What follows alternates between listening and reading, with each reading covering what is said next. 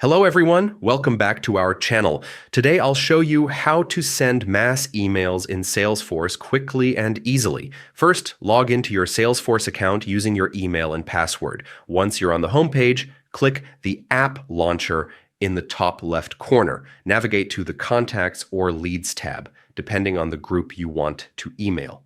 Next, select the list view that includes all the recipients for your email. This ensures your message reaches the correct group. Then click the Send List Email button at the top right corner. Now craft your email, enter a clear subject line, and write your message in the body.